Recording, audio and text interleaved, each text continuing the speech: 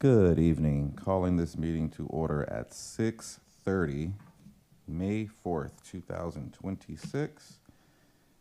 Clerk, would me please have a roll? Thank you. Commissioner Solis? Present. Commissioner Benoni? Present. Commissioner Peterson? Present. Commissioner Kennedy? Present. Commissioner Lacey Oha? Present. Vice Chair Williams? Present. And Chair Taylor is absent. We do have a quorum. Thank you. Thank you. Can we please stand for the pledge?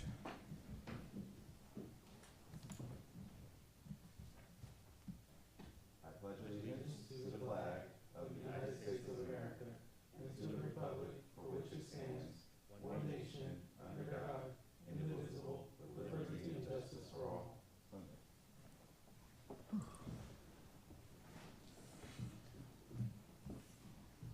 Okay. First item on our agenda is it is recommended that Antioch Police Oversight Commission approve minutes for March 16th, 2026 and April 6th, 2026. Do I have a motion to approve? So moved. Okay, a motion Second. and a second. Do we roll call vote still? Okay. Commissioner Solis? Abstain. Commissioner Benoni? Aye. Commissioner Peterson? Aye. Commissioner Kennedy? Aye. Commissioner Lacey Oha? Aye. Vice Chair Williams? Aye. And Chair Taylor is absent. The motion passes. Thank you. And the next item is it's recommended that Antioch Police Oversight Commission continue the meeting minutes for April 20th, 2026. Clerk, can you give me some clarification on that, please? Yes, these minutes will be continued as they are not completed at this time. Thank you. That's right. Thank you. Do I have a motion to approve the uncompleted minutes? So moved. Second. Thank you. Commissioner Solis? Commissioner Benoni? Did you say continue or approve? Continue. Aye. Commissioner Peterson? Aye. Commissioner Kennedy? Aye. Commissioner Lacey Oha? Aye.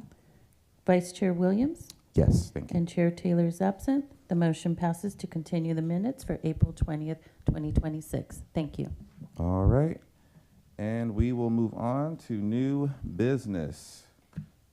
Chief E. Hill's designee for the report, please. Thank you.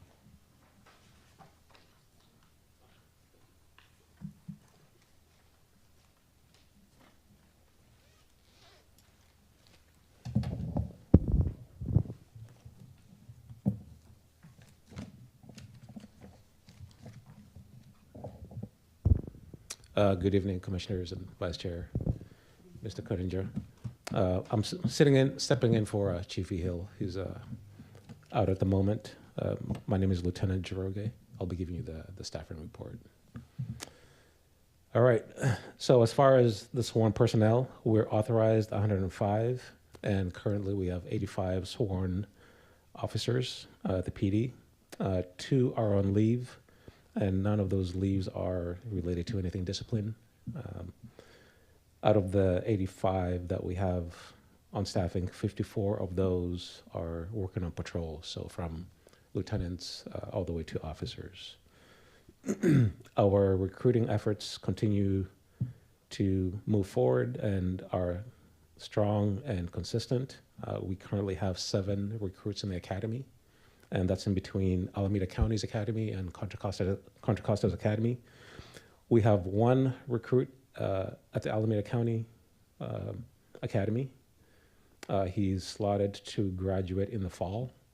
We have another 6. However, 5 are just started about 2 weeks ago at Contra Costa, and they're going to graduate in the fall. And the other single one in Contra Costa County, he's slotted to graduate early this summer. So that's the 7 altogether who are in the academy at the moment. We have on May 26th, Going into the Alameda County Academy, we have 4 recruits, or applicants, I should say, who are slotted to go in there. We have them in backgrounds right now. They're finalizing their backgrounds. Out of those 4, there's another 6 also, so 10 total applicants who are in different stages of the background process. As far as dispatch is concerned, they're authorized to have 17 dispatchers. We have 2 vacancies in dispatch, and I'm happy to say that on May 18th, which is next Monday, we will have a dispatcher starting, a brand new dispatcher, which is good news. And we also have 2 other applicants in the background process in different stages of it. So we continue hiring and running processes for interviews. Last week, I know Officer Amiri was at LMC for a recruiting event, which was put on by the college, there was a lot of students there who had a lot of good feedback, so we continue to reach out. So if any of you hear anything about any recruiting events in the Bay Area, please let us know. We would love to get that information and get there and try to get some more good folks to join our ranks. And that is all as far as the recruiting and the hiring and the staffing report. Any questions? Okay, is there any public comment? Or wait, we have a presentation here? Yes, Sergeant Fatchner is going to do a presentation on a new program that we just started. I'll let him explain it because he brought it to light, and Okay. he should get a lot of credit for this. So. Okay, and I just want a point of order. So if we want to question you now about the staffing report, will we do that now? Or after the public comment and commissioner discussion? Because this is one to kind of just Council? call. Okay, Oh, I apologize. that's okay. It's been a Thank- long day. My So what was the question? Yeah, I was just wondering just for point of order, like, do we wait to question if any commissioners have questions for Sergeant Naroge? Lieutenant, excuse me. It's okay. I'm an Jerome, officer at the foundation of it all. Yeah. So For Officer Jaroge. Yeah, you can if you have questions for him, you can ask them now. Now, okay. Thank you. I just You're wanted welcome. to make sure. Oh yeah. I didn't want Please. you have to fresh-minded questions. I'll start over to my right. Commissioner Kennedy. Not a question, but just a compliment on the good job I think folks did at St. Ignatius last week. The PowerPoint presentation, I know it's still a work in progress, but I thought that the information that laid out priority 1, 2, and 3 calls, I think was helpful for folks. I also think that the playing of one of the dispatch calls, again, is something that gives people a perspective that they don't normally have. So I think just good work, I think, in progress for continuing to refine those presentations. And just wanted to share that. Thank you. We appreciate the feedback. Hi. Hello. I was wondering if you can spell your name for me again? Yes, it is NJOROGE. Okay, thank you. You're welcome. I have one question. We are approved for 105 officers, correct? Yes, that is and- correct. And 85 are currently on board. Yes, ma'am. How many are on leave again? Because I sort of missed that part of it. 2 are on leave Okay, out of the 85. Yes. okay. Regarding the dispatch, there are 2 applicants that are in process right now, Yes, ma'am. In the background process. background process, and then there has been 1 new hire Yes. recently. Yeah, she'll be starting on Monday. Okay, Yeah. thank you so much for You're answering welcome. my questions. I You're very appreciate it. welcome. Thank you. Commissioner Peterson, anything? I'm not sure if this is the appropriate place to do this in our agenda, but I did want to just ask about Officer Donaldson, the one that was in the car vehicle that was kidnapped. Mhm. Is he doing okay? He's doing well, yes. Okay, good. Yeah, I just wanted to just say thank you for his service and his bravery for that incident. I know that, again, I don't know if this is the correct place in the agenda to do that, but I just thought I acknowledged that. If council stops you, then I don't know. I'm listening. We're okay for right Okay. now. Okay, yeah, that's all. I just thought I acknowledge his bravery and his continued service. Thank you. Okay, thank you for saying that. I'll pass on the message to him. Thank you, Commissioner. Commissioner Benoni. I don't have any questions at this time. Commissioner Solis. Thank you, Vice Chair Williams. So you were at LMC for a recruiting event, and then do you also go to a number of the other colleges in the Bay Area and, be present there in case someone might be interested in one of the positions? Yeah, if they're having a recruiting event and they let us know about it, absolutely, we'll be there. Okay. Yeah. Just out of curiosity, I don't know that this would work or not, but what about people that are leaving the military? Yeah, we do actually reach out to Travis Air Force Base and try to find out when, because I know they do have job fairs also for the service members who are leaving or about to get discharged. And we try to find out what the date is for that event and try to show up to that also. Okay, thank you. You're welcome. My pleasure. Thank you. My only question, if you can just remind me how long the background check process is for dispatch or, dispatch, right?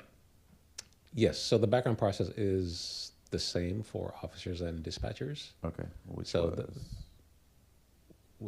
I'm sorry. The duration of does it matter? Is there it could be 2 weeks, 3 weeks? It could take, it depends. It could take either a month or sometimes it could take 3 months, depending on what is unraveled.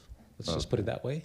So if you don't mind if I jump in, yeah. So the background check, the time that it takes is going to kind of depend on how much background checking there is to do.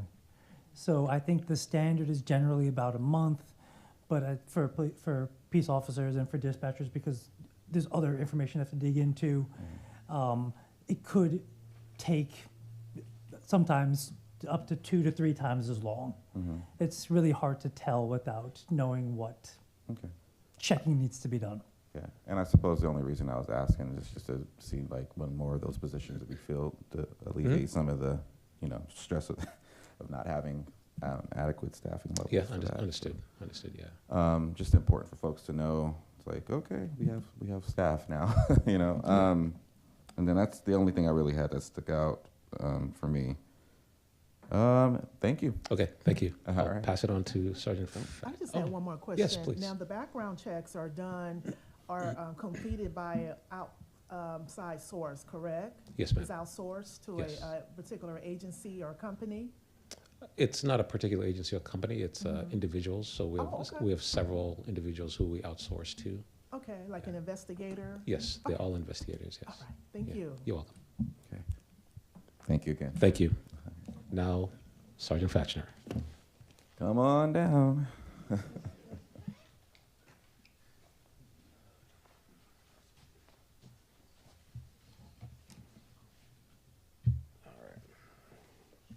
Good evening, Commissioners, Vice Chair, Mr. Kundinger.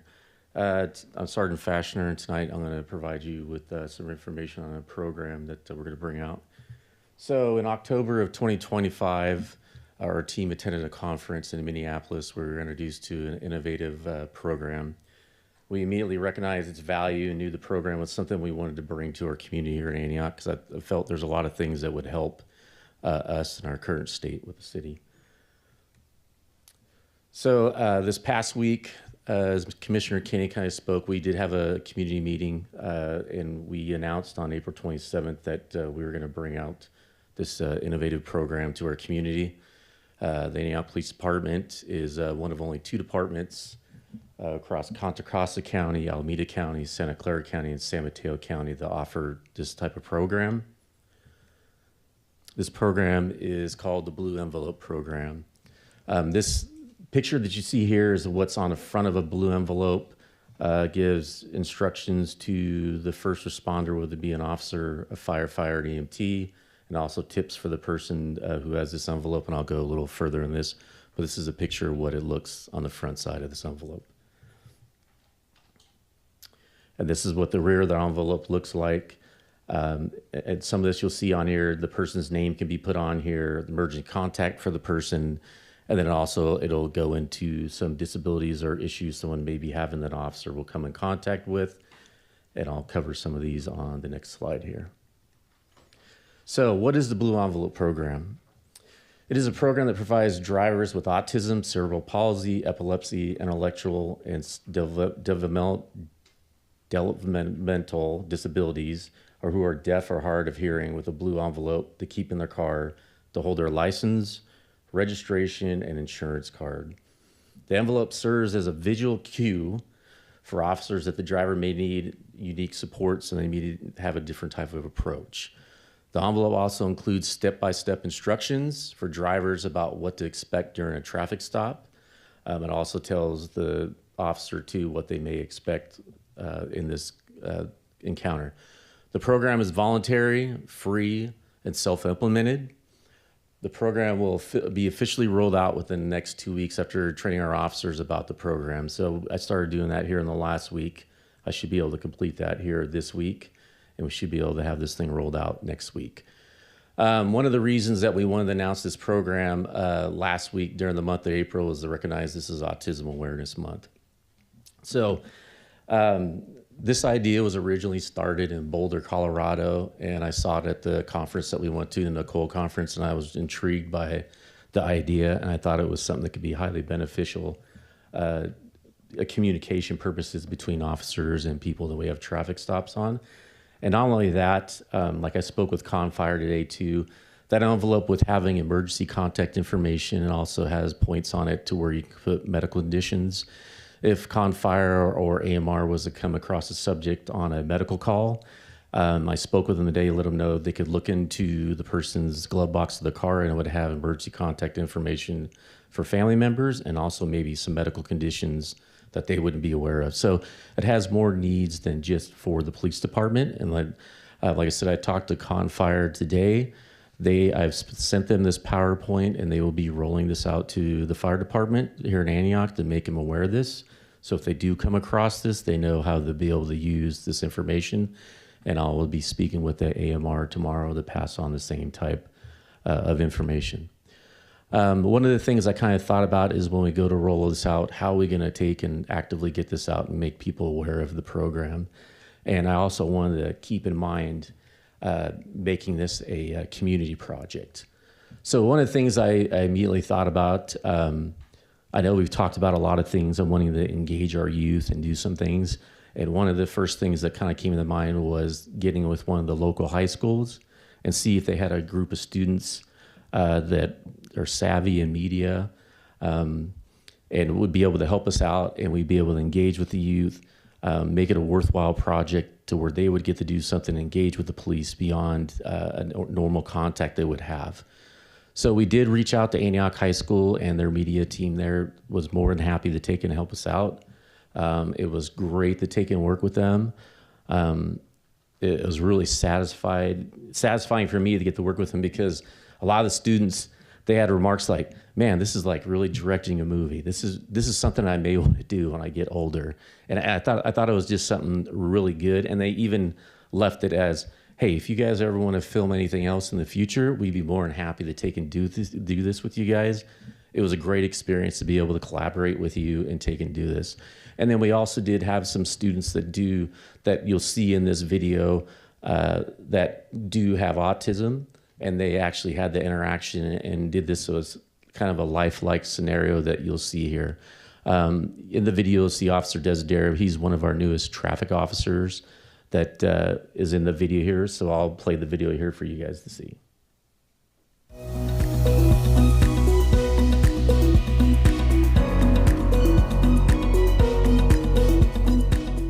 Hi, I'm Officer Desiderio with the Antioch Police Department's Traffic Unit. We are excited to present you with our Blue Envelope program.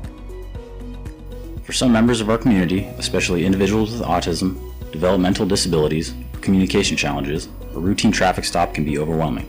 Lights, sirens, and unexpected interactions can create stress and confusion. This blue envelope helps individuals communicate important information to officers during a traffic stop.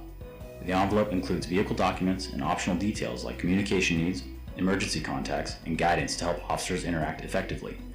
When an officer sees the blue envelope, it immediately signals that the driver may need a different approach. This allows our officers to slow things down, adjust communication, and ensure the interaction remains safe and respectful to everyone involved. This program supports our neurodiverse community members while helping officers do their job more effectively. Thank you for watching our presentation. Together, we can make interactions calmer, safer, and more understanding. If you or a loved one would benefit from the program, you can pick up a free envelope from our PD lobby in either English or Spanish.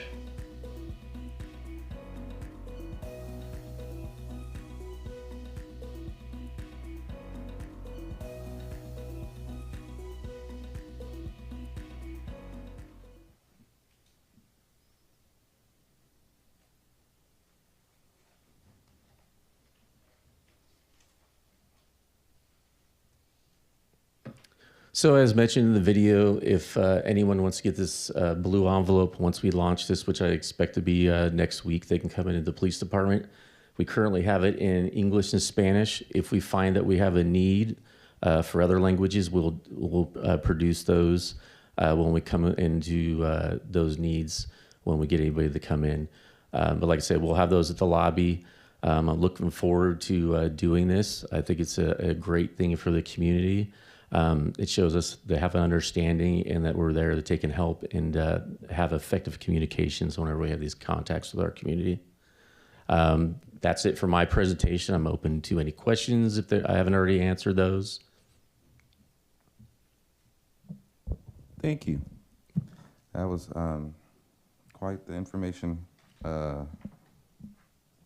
Any questions? Oh, wait, is there any public comment? No public comment, thank you. Thank you. I'll start on my left this time. Commissioner Solis, sorry, go ahead. Okay, thank you, Vice Chair Williams. I also attended the program over at St. Ignatius Church last week. I thought it was really well done. And I know when you were doing the presentation about the blue envelope, a member of the community happened to comment that because there was some discussion about maybe having people that were given a blue envelope, having a blue dot or something on the back of the vehicle so that when the officer approached, somebody's reaching into the glove box. And a lot of times that can be a problem, as you well know, who knows what's in those glove boxes. But if they see the blue marker on the back of the car, then maybe that would, avoid any issues with that. The person that made the comment, I think they were concerned that other people would see that blue dot or whatever and say, okay, here's someone that's vulnerable. Maybe I could take advantage of those people. But honestly, I think just to be on the side of caution, I would support a blue dot or something on the back of the vehicle so that as the officer approached, they would already have an idea that this person had a blue envelope. It was likely in the glove box, and if they were reaching for something in the glove box, it was the blue envelope instead of something else. So that's all. I just wanted to comment, but I thought this was brilliant. Thank you. I'll take that into consideration, sir.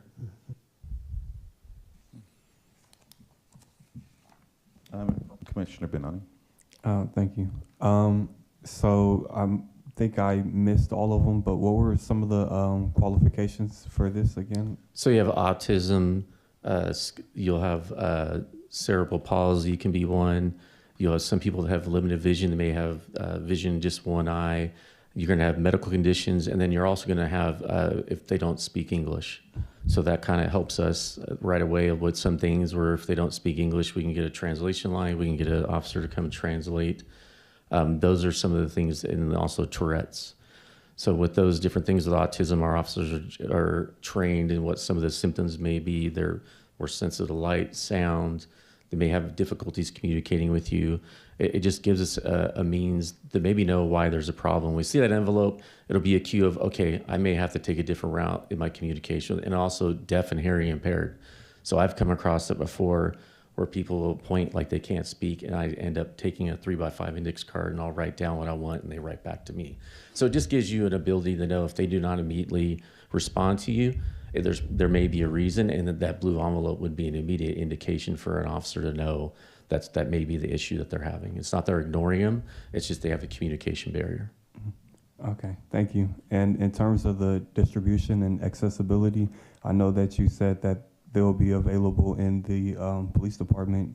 Do you think they'll also be like available in maybe the community center, maybe City Hall, the substation?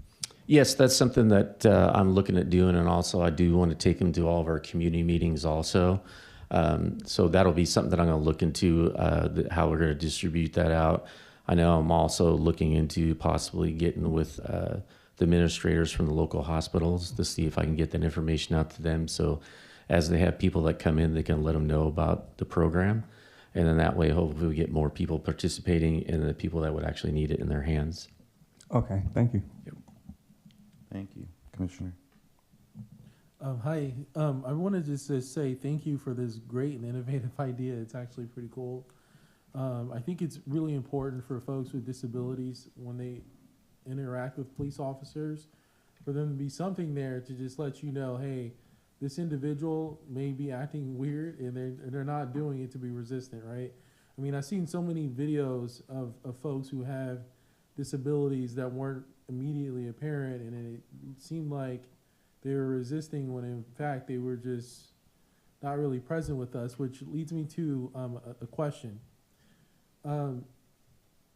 Is there any thought to expanding this beyond the listed disabilities? And what I'm thinking about, so when I went on a ride along, I seen folks with schizophrenia, and they are not always present with us. They might be having a bad day that day, or maybe their condition, they can have extreme schizophrenia, but maybe the day that they're being contacted, they're mild, they seem normal, but deep down they're really not. And so is there any thought to like expanding that out to folks who do have mental disabilities where, they may not be with us all the time? So if on the envelope, you'll see there's a spot on the bottom that says medical conditions. And if you have a condition, that could always be something that they can add on it and they can write in. And I kind of purposely did that. If there's somebody that has, we obviously can't list every single item that are on there. But if somebody brings it to our attention and they have issues with communication boundaries, it's something that they can be written in onto the envelope, and then the officer will still get it and be able to see it. So I kind of purposely did that to leave us a little bit of a leadway there. If there is issues that are like that we could take and add that on there. Okay, thank you.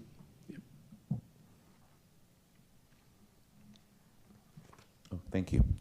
Commissioner Lisa Yoha. Yes, thank you so much for this presentation. When I was reviewing it, I just said, wow, this is awesome. Thank you for coming up with this ideal, because I don't know if anybody else would have thought of it but you. So I appreciate the fact that you brought it to the city of Antioch, because it's needed. But the only thing I am concerned is, what if the individual acts erratically? They could become very anxious and nervous. And even though they may have this blue envelope, and they act, because sometimes when people are nervous and they expect the worst, especially if they know the history, do you know how would that be handled? Especially if that person is deaf or, I mean, that's going to be on a case-by-case basis with those, and obviously for officers, officer safety is going to be paramount first with things. We always try, and everything that we do, the first thing in mind is always de-escalation with a lot of things like that. This blue envelope is just purely a tool that gives us additional information for an officer. If it wasn't in place, they would still have to deal with that situation. It wouldn't change the manner. If anything, it actually helps them out because they may be able to create some distance take a second pause and take and reevaluate what's going on if they see the blue envelope.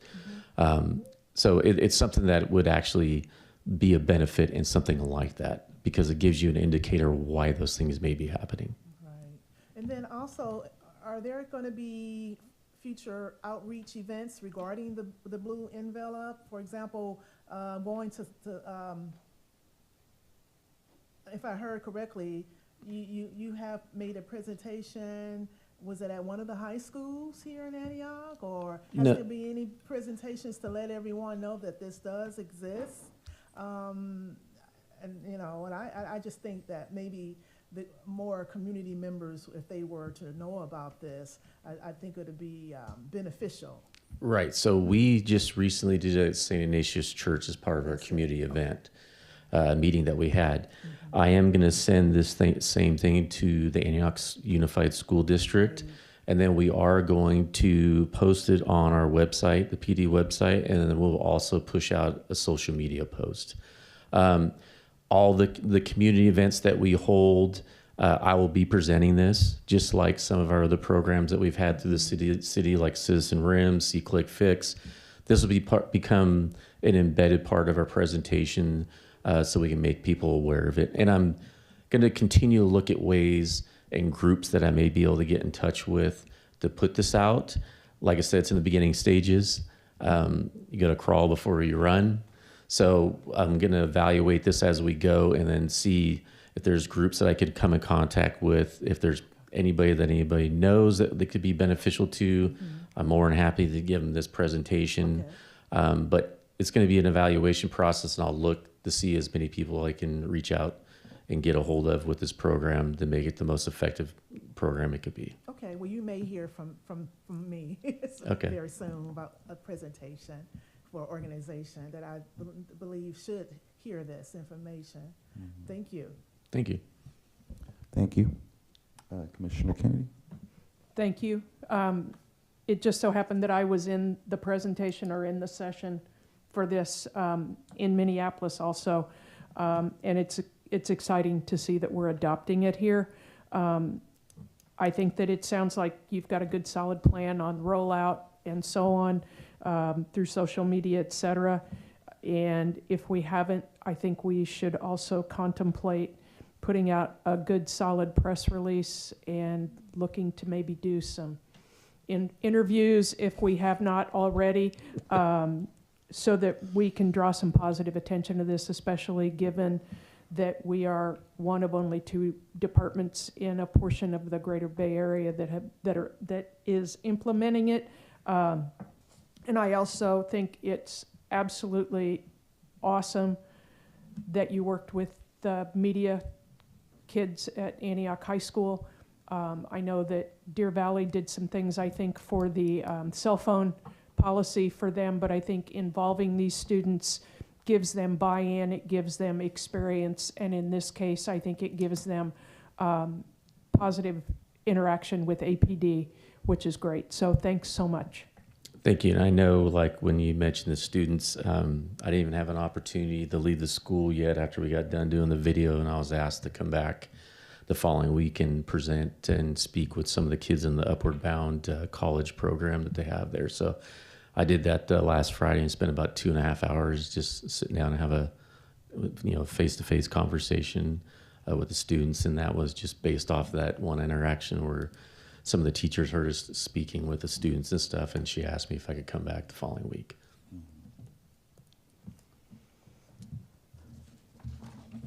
Commissioner Kennedy, did you have anything else? Oh, okay, just saw your mic on. That's okay. Thank you. I still have questions. I'm just a gentleman. I let everyone go before me. I'm kidding. Thank you again for the presentation. It was very good information.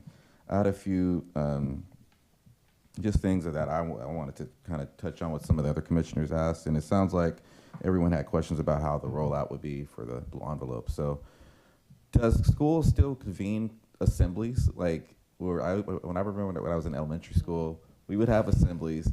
This is important information. Here you go. Just so we can get everyone in at once. That's just something I was curious about.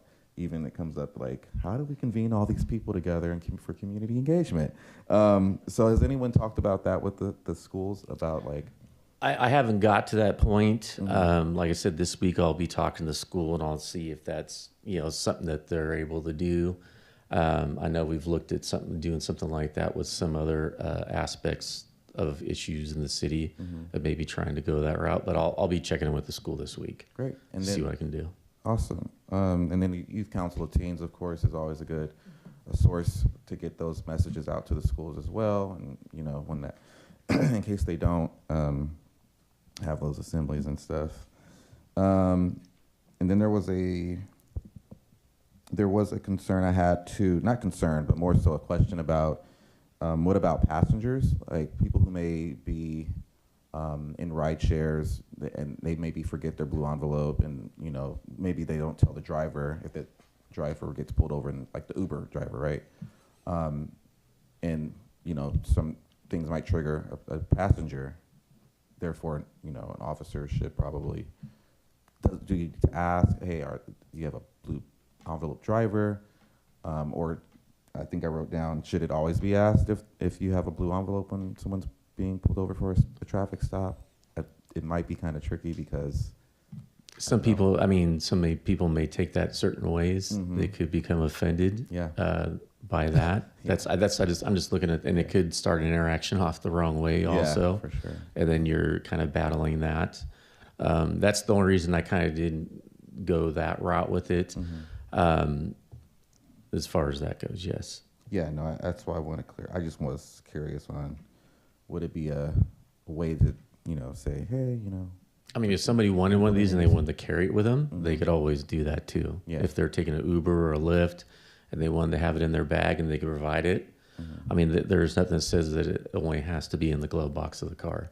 Some people may put it under, in the visor. Window, yeah. So you don't like some of the commissioners that they'll be worried about somebody reaching the glove box. So they put it in the visor. Yeah. That's pretty clearly seen that somebody could put it there, versus being in the glove box. There's nothing that says it has to be in the glove box as long as they have it accessible. Okay. And the part of the training, would this go into eventually on the policy side, into the manual, like the handbook under like traffic stops, just to? It's part of going to the be training? something that we train as like a procedure for them to do. We don't have a written policy on it, but it's a training that we've done as an option to them for better communication. It's going to be along the same lines as when we do have like a translation service. Like I said, it's an additional tool. We have things like this now, is like we have patrol procedure guides that officers use as a guide. And there's not a policy written on it, but it's a tool that they can take and use. So the way I see things is the more tools that we give officers to be more effective, the better off we are. Okay. Thank you. And just for like, another question I have is for like, data. Is there going to be like a end of the shift? How many blue envelopes did you come across today? How was the interaction? Just so we can see like how well how well this is being implemented. How it's working. Yeah. So that's something that I'm going to have to look at, how we would roll something out like that, how we would track it.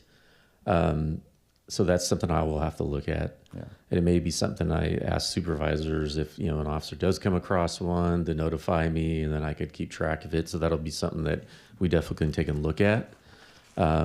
So we'll take and see on a case-by-case basis, but I'll look and see how we could take and track it. Okay.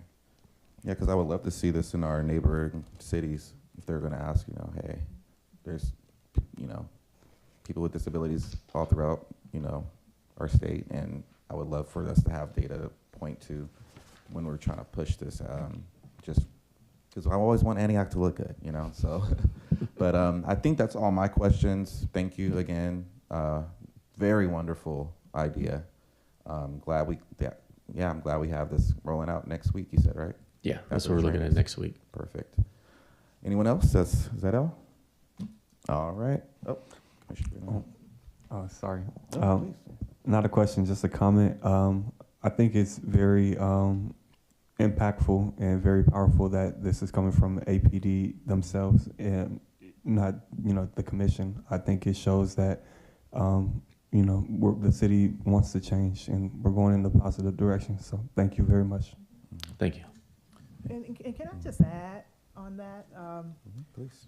Commissioner Ben-Ani, just wanted to add on that I think it's very important and a good idea to possibly get it out there to the press, that this is what the Antioch Police Department is doing, and that will probably say, oh, okay, they are really trying to make a difference, and they are trying to make sure that everyone feel comfortable and things are getting better now, instead of everyone having a negative perception about APD. Believe it or not, people still have those feelings that everything is still the same, but we all know it's not. So I just wanted to piggyback on what you were saying. Okay, thank you. All right, thank you.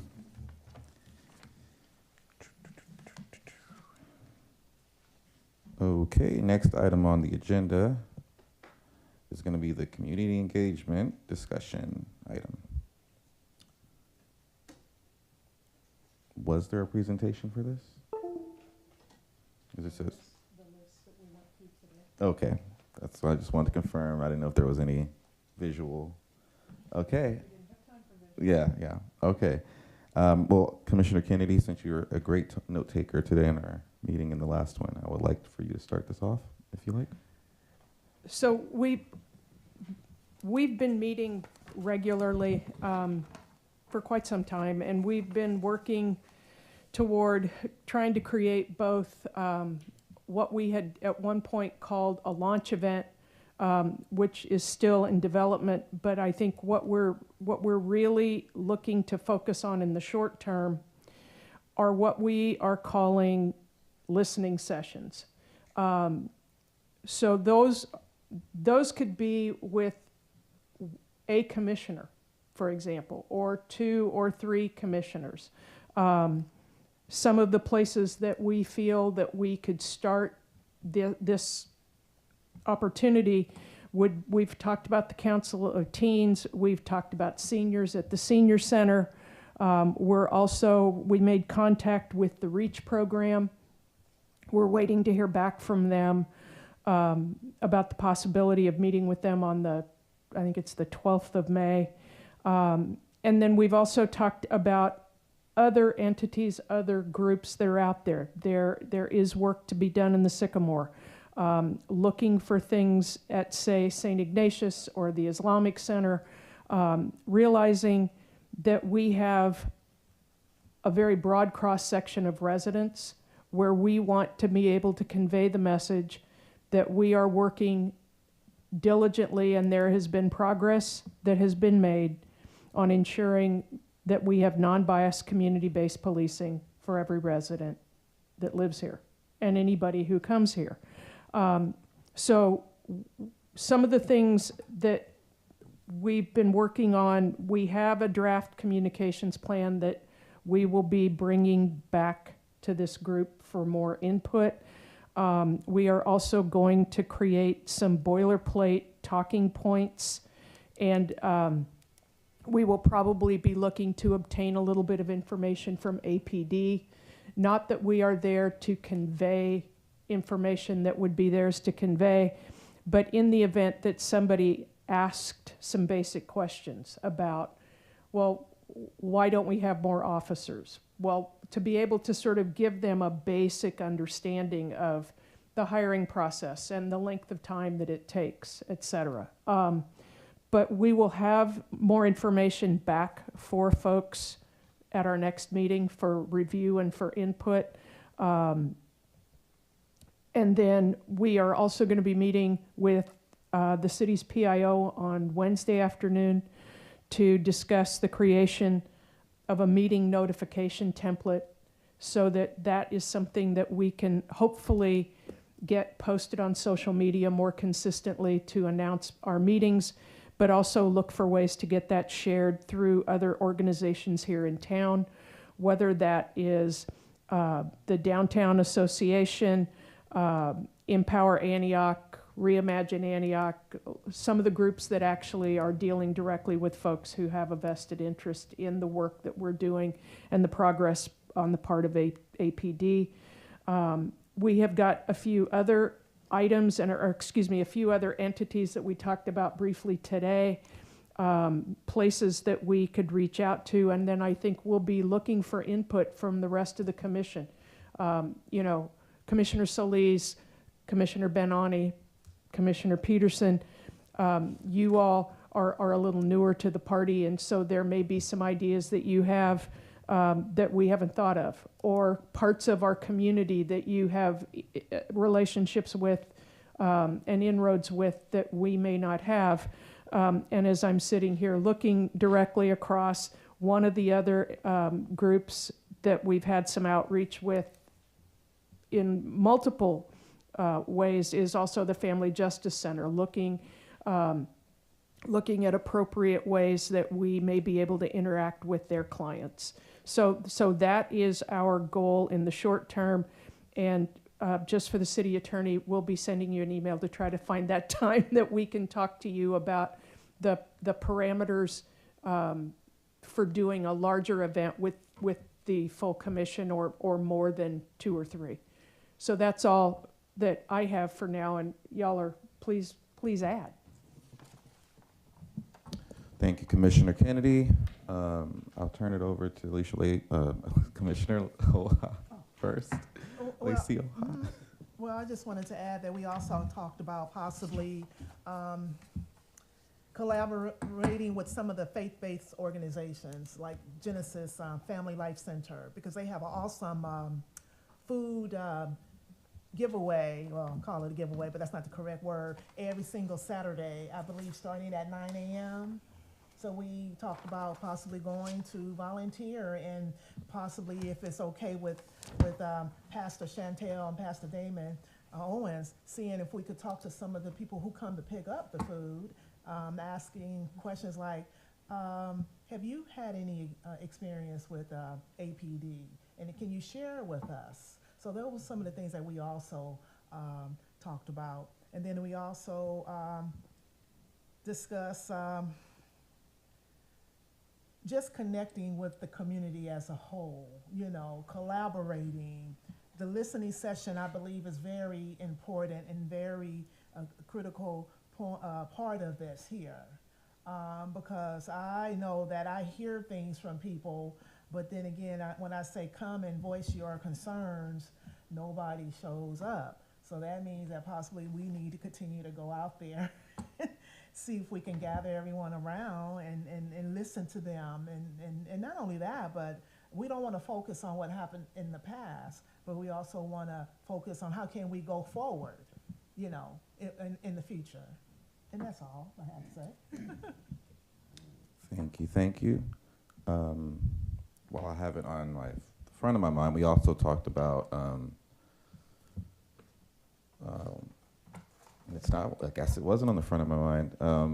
It was, I think you mentioned the food distribution. Commissioner Kennedy, did you want to get my thought back? No. Oh, okay. Yeah, so I know we last meeting we had, I did talk about our Sycamore community that hasn't fully been able to move on, hasn't really had healing, still doesn't have trust with our department. And so I do understand that, I'm not trying to dwell on the past, as you know. I brought that up before in our meetings, but I know you don't mean it that way. I just want to be clear, if we're gonna really interact, we have to make sure that we still are in the process of opening up space for people to, move forward in the right way. So I think other than that, I'm excited that we have this listening session, blueprint that we all worked on together. And it does allow us to have a more aligned view, I think, once we, met up again earlier last week and then today. And also, we don't have a tentative date, but that's because we are waiting to hear back from some of the groups that Commissioner Kennedy mentioned. And it might seem like a long time that we've been doing this, but we really did hone in on like getting this plan first, because we don't want to just jump on something and say we're going to do it and then we don't. So, and we don't want to kind of reinvent the wheel too much when it comes to like some of these things. We talked about also meeting people where they were and allowing them to have that first step in the door where it's like, okay, folks are coming to me. Okay, let me keep up with them. Let me maybe get some of my friends involved, and maybe we can plan more events together in the future. We want it to be an organic kind of relationship that we're building out there. And so I'll stop there. If you all have any questions for us, we're here.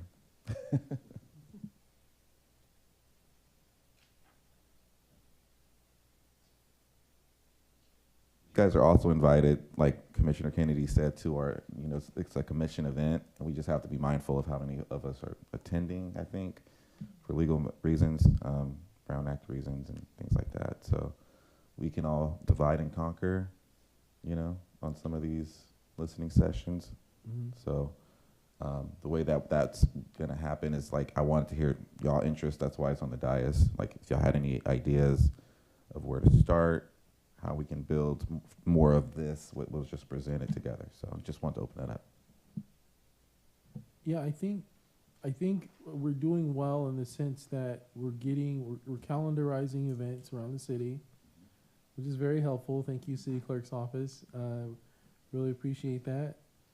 I just think it's just a matter of getting us together and dividing up the work and saying who's going to go where. I also have a question in this. Should we be reaching out to a city employee of some sort if we plan on attending an event, just to make sure that we're not going over that person threshold? I don't think that's generally necessary. Kind of all depends on the type of event. If, say, and I'm just saying for the sake of, for an example, say you all want to show up at a different city's council meeting. You could all go there and there wouldn't be any Brown Act issue. It would just be, I would want everybody to be cognizant of, you guys should not be discussing commission business while you're there. Because it's not like, there are certain exemptions. They're very, very limited.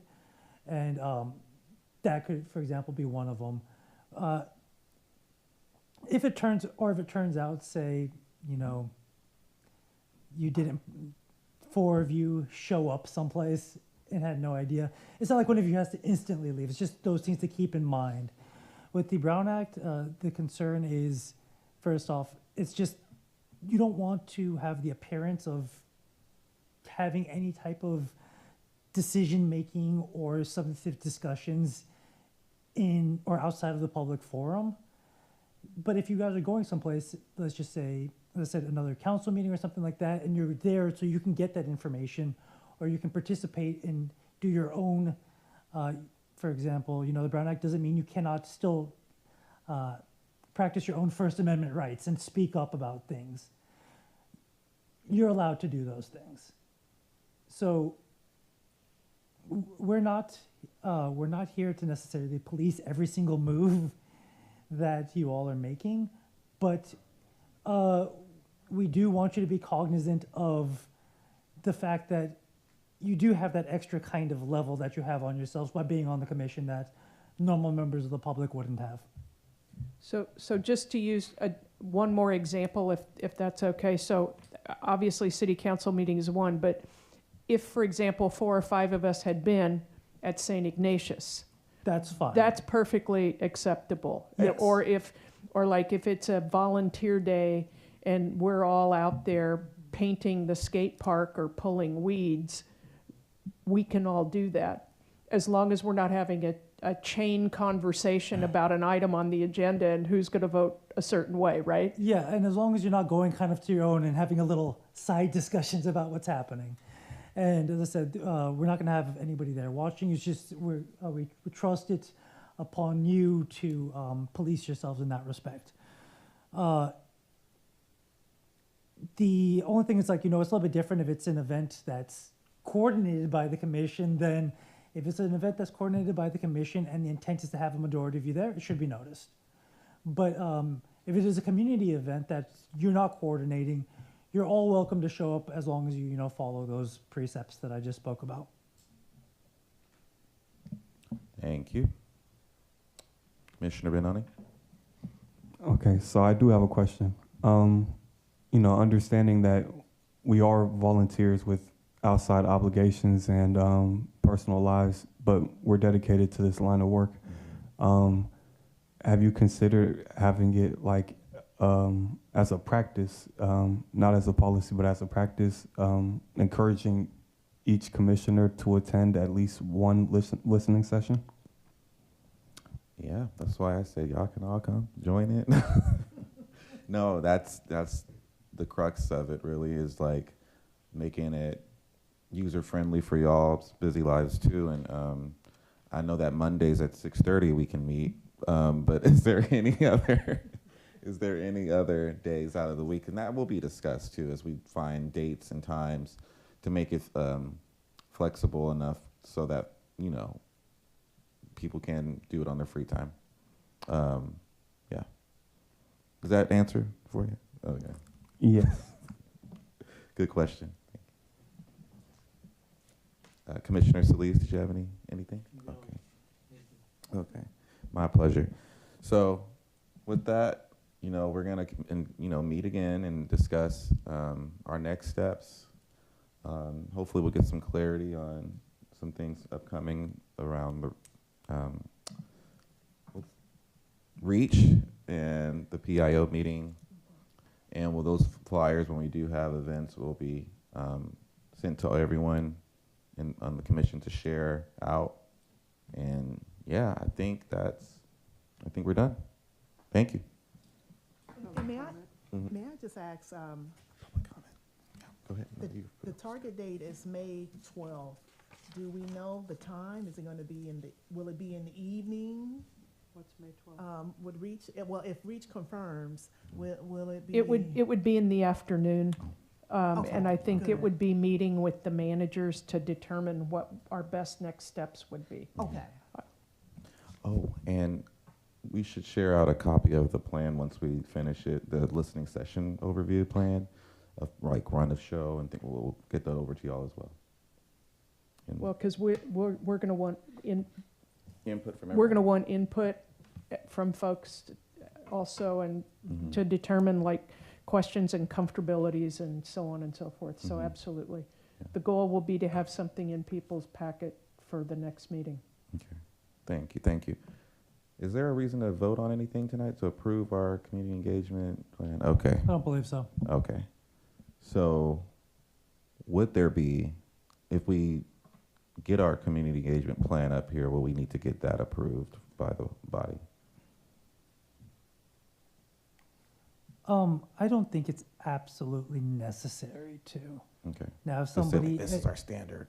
yeah, if somebody, if somebody had an issue with it, or there wanted to be changes with it, and that couldn't be something that was going to be decided between the commissioners, then maybe we could have that discussion. But right now, I don't see the reason. Okay. The only reason I really thought about it is because in our ad hocs, it's just the three of us, and we kind of want to prepare something for everybody to make edits. And I don't know if we can do that up here on the dais or not, and then get it approved. So. I think it's, it could be fun to have up here on the dais, be fun to have discussion, take the input, and then share it around. And if there's a necessity to have a further discussion on it, that can be had. Okay. Thank you.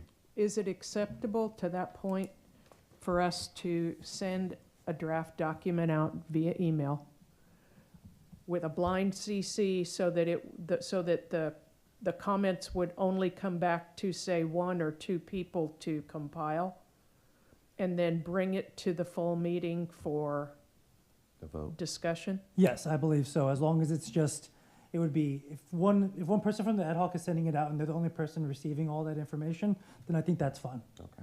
And that as long as that one person then only distributes it within the ad hoc, which is 3 people, then we can work on that document accordingly. Yes, I would say so. Okay. All right. Yeah, thank you. I just wanted to make sure we had some direction after that.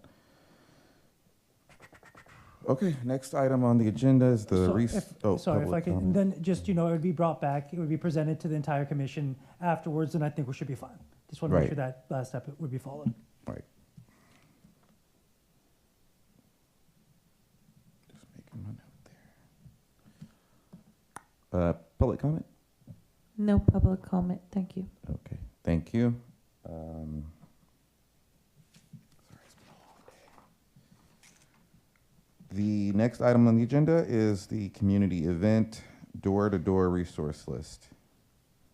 And I don't think that we have a presentation because Portia was going to take on that one. But as you guys saw last week in the, or last meeting, there was a resource list. That's going to be like a working document for the, as you know, there's only a few resources on there, but there's many resources on our list. And the way that, you know, that we were going to distribute the resources was like do door-to-door canvassing, talking to folks. And it was just more so like certain commissioners who in their free time join myself and chair to do that, since her and I have discussed, you know, and committed to it. And if there was just any discussion that anyone wanted to have, any questions, I'll answer to the best of my knowledge, because, you know, this was her, really our joint idea, but really she's done the lead on this kind of work. And so we just want, if people want to know that, oh, we're a commission, we have, you know, that, and then there's resources for them too if they don't really want to come to our meetings or, you know, come to events. So I'll start to go with Susan. I would just, I would like for us to get a better sense of what this is going to entail. Having participated in the phone call or in the Zoom meeting with the UMA folks out of Miami, their work was focused specifically on gun violence. And it was really very in-depth based on what I was hearing from them.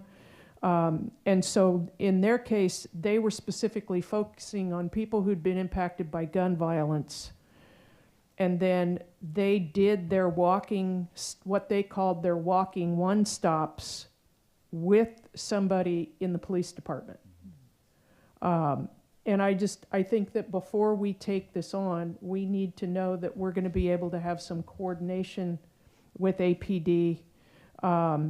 They also had mobile health units that provided free health screenings. I mean, I think that while there are important aspects of this, I also think that we want to make sure that what we're doing is not a duplication of efforts out of the public safety department or out of some of the other entities that we have. And that if we do have redundancies, that it's consistent with the information and the work that's being done there, so there's nothing that's in conflict. And then the other thing, in looking at the list that's been included in the agenda, I'm concerned that we seem to have left out a whole broad cross-section of people. Right. There is nothing that would indicate that we were going to be able to provide some support to somebody in the Hispanic community. There's nothing there that relates to that, nor the Asian community or the Middle Eastern community. Are we going to have material that's translated? You know, where is the AQ CRT? Where's the suicide hotline? There is nothing at all related to anybody that is in the LGBTQ plus community. And one of the things that I think we have to remember is that in 2024, we had, and I'm going to use the word only, 6 hate crimes in the city of Antioch. 5 of those 6 were against members of the LGBTQ community. So personally, this list needs to grow substantially. And I think that we also need a better sense of what this is going to look like as far as implementation. Okay. Thank you. Commissioner Kennedy? Commissioner Lacey. I was looking at this resource list, and when I saw it at our previous meeting, which was on April 20th, I said, we are missing many key resources that is available in our city right now. I can name 11 right now that should be added to this list, but I understand this is a rough draft. But I wonder if those key agencies that I know is important in the city of Antioch, if they were taken into consideration. And I don't want to name, but for example, Planned Parenthood, the African American Wellness Hub, Genesis Family Life Center, Loaves and Fishes, Grace Closet. They provide clothing to those who are in need. Bread of Life Food Pantry, that ministry, they provide food to the needy and the shut-in. Team Jesus, and also Bay Point All-in-One, and Love a Life Outreach Ministries. There are many others that I believe should be added on to this list. Because they are utilized by many of the residents here in the city of Antioch, and I know that for a fact. And I am a part of at least 3 organizations that I just called out. So we have to be fair and cover all the key organizations in our city. And that's all I wanted to say. Yeah. Yes. Well, I know you brought it up last time, and Commissioner Kennedy, we spoke about it. And I do think it's very important that we have as much as possible here, and this, really should have been a working document. Well, it is. It's like and I was going to open it up for discussion tonight. We can work on it right now.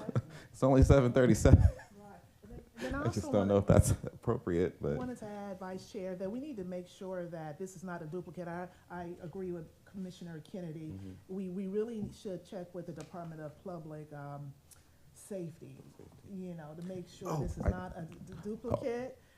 I do know that there are people who have literally told me that they are reaching out to the Department of Public Safety to see what services they can provide. And that's another thing too. We don't want to overlap the work. It wouldn't make sense. We want to build and collaborate, because the Office of Public Safety has limited staffing. So, let's talk to them, and Chair and I have made that inroad to do that based on this resources list of, so a collaborative effort can grow from that. And so we met with them, and that was something that they, heavily discussed. They were, what's it called? Heavily, oh my gosh, my brain today, emphasized is the word, is that they don't really have enough staff. And so they were looking for other groups to work with, and we volunteered ourselves. And of course, I'm volunteering y'all's time, hopefully you guys. So that was a really big thing, and I thank y'all for bringing that up, because it slipped my mind just now. So does anyone else have any? Yes. Okay, so just some logistical questions. So I really like the short summaries for each one, but I think we also need to include possibly an email and definitely an address. Yes. And then also, when people are added to this list, are they notified the actual organizations themselves? What's the outreach and the I guess the coordination if we're directing people to go to them? Great question. So I think, did we discuss a landing page? Or am I getting my wires crossed with my other work? We have talked about trying to put some things that's actually in the draft communications plan. Right. About having some places for frequently asked questions, et cetera. Yeah. But we haven't gotten a definitive answer on what that would entail yet. And so I think what, to Commissioner Benoni's point, is how are we going to get this out there? And may look like going out there to the community, maybe going to some of the businesses and asking them how can we partner with them on outreach as well, because we can't do it all, right? We can't go to every door, every business in Antioch. But that is a good point, and that's something that the group that they were talking about in Florida, they did their one stops, which is they did go out with an officer into the communities that really needed the resources, and they just went door to door. But that could be a little different here because Antioch's a big city. And as far as adding different groups and demographics, and I think that's really important because we do have a city of 115,000 and everyone's different. And that's why I said let's do it as a group discussion. I know we don't have time to do it on the dais, but if y'all have anything that y'all first can come to mind, I'll write it down, do what we can to work with our chair and build this out. You guys also can do it via email. Just don't, CC any more than more than 3 of us on that. So, yeah. So if communication is necessary, the community engagement ad hoc will handle it? I would say, are you guys open to that? I mean, this is something that you guys. Actually, that's a really good point that Commissioner Benoni just made. I was literally thinking the same thing. This is something that we could push off to our work group, the community, to the training work group, and we can work on this.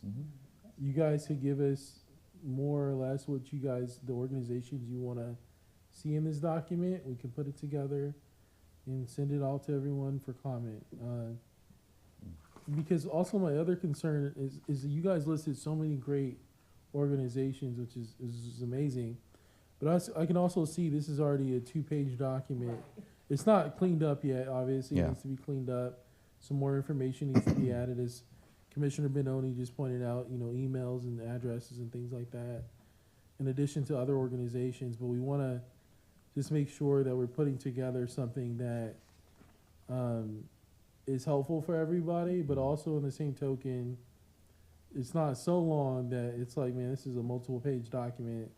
I don't have time to look at this. We want to actually make sure people are going to take a look, and they're not going to take a look if it's more than, a front page back, a 1 page back to front. Well, that's why we have Canva, and we'll make it look like a really nice trifold. Awesome.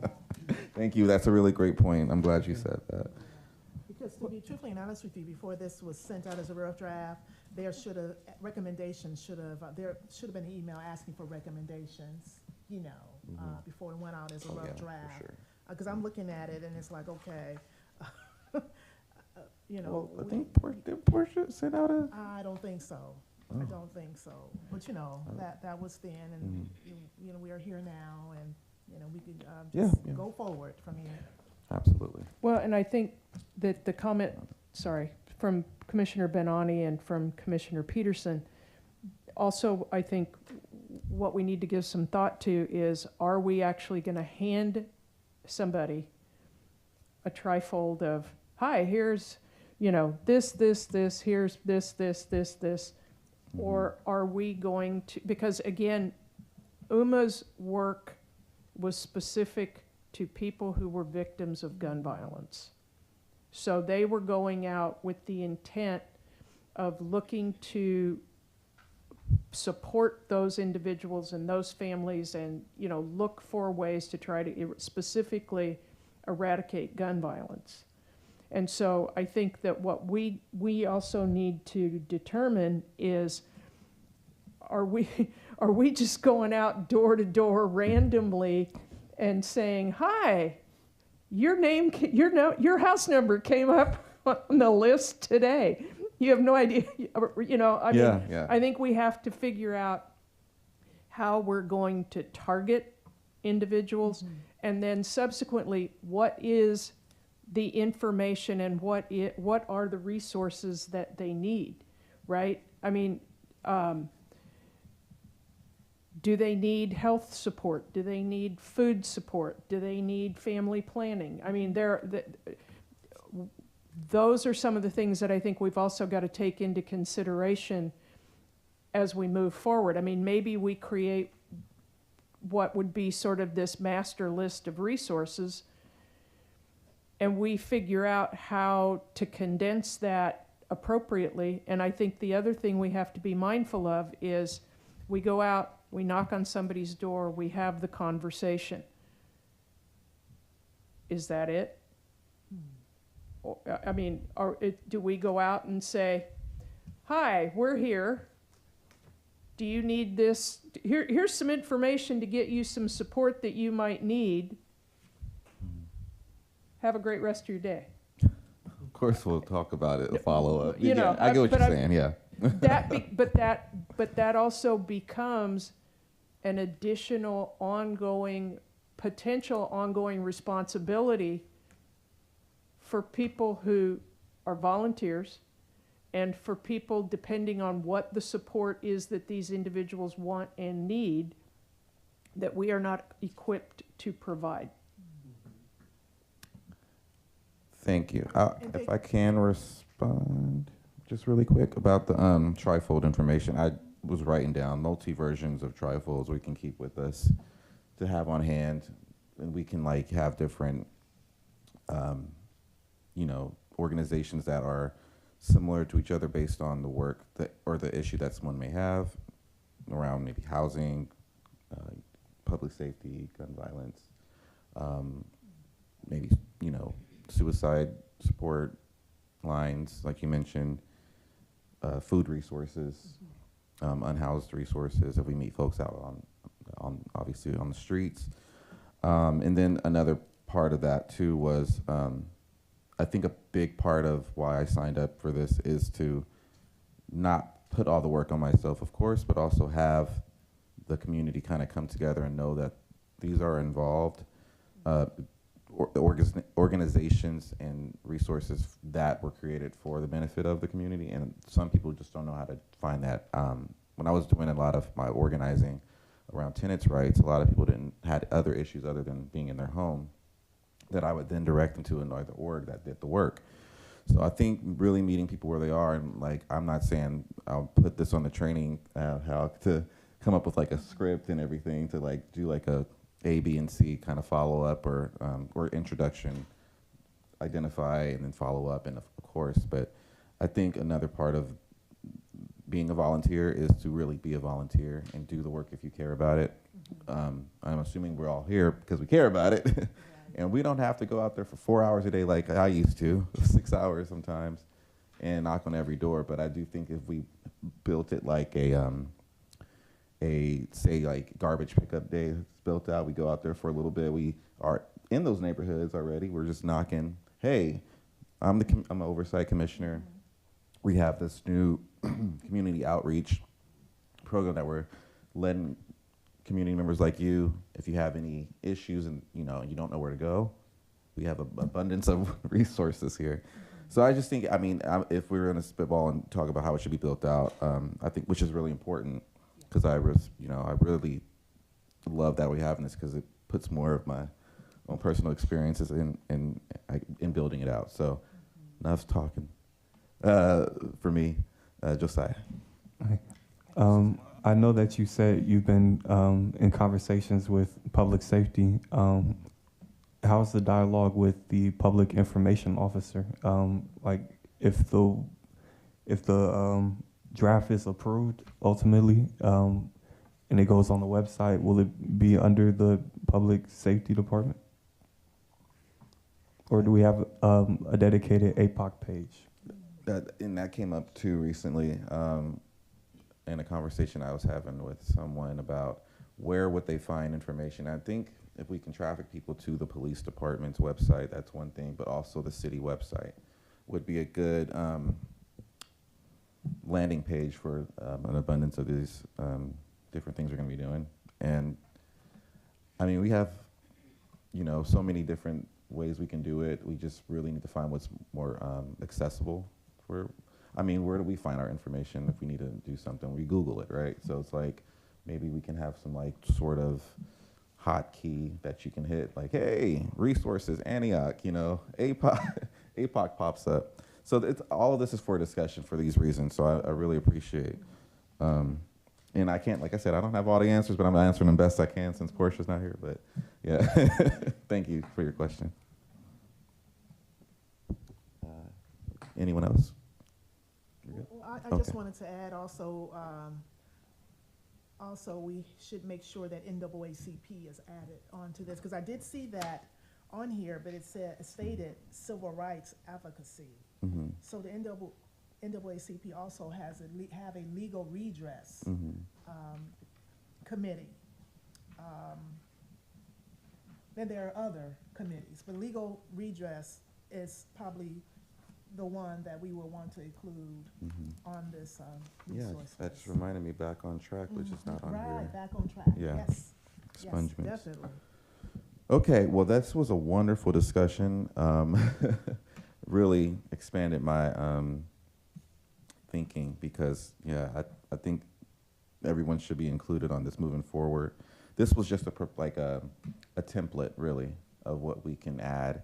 And I think if we did want to write it from scratch together, this probably would have been too many things. But since we have a template, and I see that we should add more information on these orgs when they're added, discuss how we want them to look as we distribute, and like where they'll be housed, and what a landing page could look like for APOC. Let me write that too.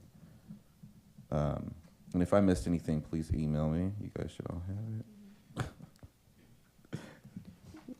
We may be able to have the landing page discussion depending on how much time the graphic conversation takes. We might be able to Have that on Wednesday. broach that briefly on Wednesday. Yeah.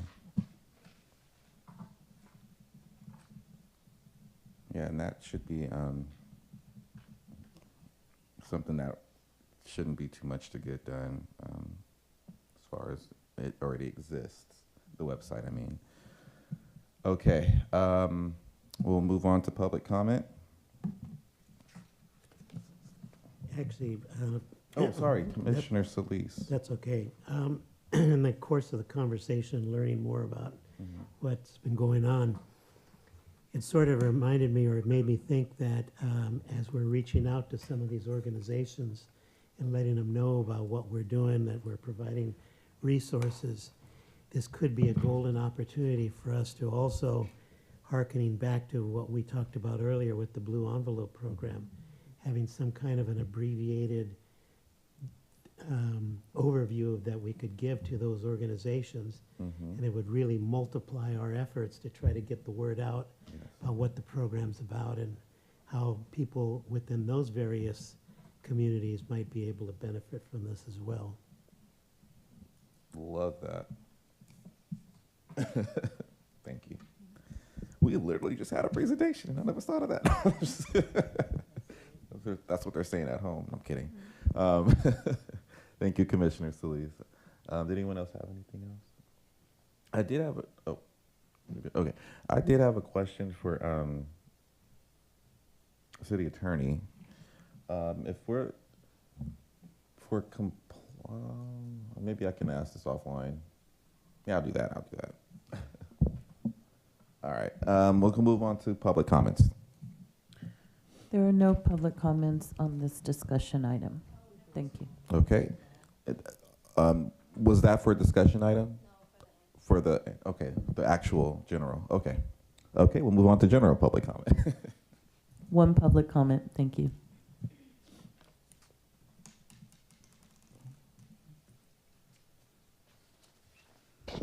Hello, everybody. So again, I'm here for the same exact thing that I was here last time. I haven't gotten a response yet. I am going to put my email on here. I did confirm with Miss Tamisha that you can respond to me. It just can't be a back and forth. So you can speak back. I just can't talk back to you, and we can't have a back and forth thing. So Again, I'm going to ask the question, maybe a little less emotional this time. I just want to know what Commissioner Solis is going to be able to do for us here. If the comments that were made at the city council meeting when he was inducted into this position were that he doesn't understand why people didn't come to the city council meeting prior to when the racism was actually happening, and then also why he doesn't seem to see or why he was so surprised that it happened. If that's the case, I'm just not understanding what it is. And again, Mr. Solis, Commissioner Solis, I have nothing against you personally, sir. It's just this town has been through an extraordinary amount of pain. I live in District 1. I live right where everything was happening at. I know the people over there. I see what happens over there still. Sometimes things happen, and we still have to go talk to the chief about it. It's just, we're trying not to make everything so public because everything's kind of been in the limelight. But I just want to kind of get an understanding on what you're going to be able to do for our community if you don't, if I'm white and I can see the racism and I understand what the trickle-down effects of it is, how is it that you couldn't see it? And what are you going to be able to do for our community to really help us to stop hurting? There's a lot of hurt and pain over there. A lot of people over there do not trust the police, yet alone they don't even want to speak to them or talk to them or even get that communication going. You have people who walk away when the police pull up, when we should be able to communicate with each other and have fun. You know, it just, I just need to understand. And again, it's nothing against you, sir. I see the credentials. I know what you've done, but you've been in this town for a long time. I've been here since 2004. Didn't grow up here, but my kids did. So we have a mixed family, and there was racism all throughout this whole time of us being here. So please, I just need an explanation. Thank you. How do I, is there? It's going to be after when you guys do your Report out. Okay. Your pull out. Okay. I just wanted to thank you. I just want to get clarity that we can be discussed, because I know that it was mentioned that one of our sitting council members advised that it was okay. I just want to make sure for the person in the audience. So there, Mm-hmm. Commissioner Solis, if you would like to respond, you may make a response. You do not have to. But there, it is correct. There can be no real back and forth communication, and any response should make sure that it doesn't go into any type of future commission items, anything of that nature. So the Brown Act would still apply if you would like to make a response, but it's, as I said, not required. Okay, and that response is under which agenda item, or could it be done? It could be under the staff communications. Okay. Thank you.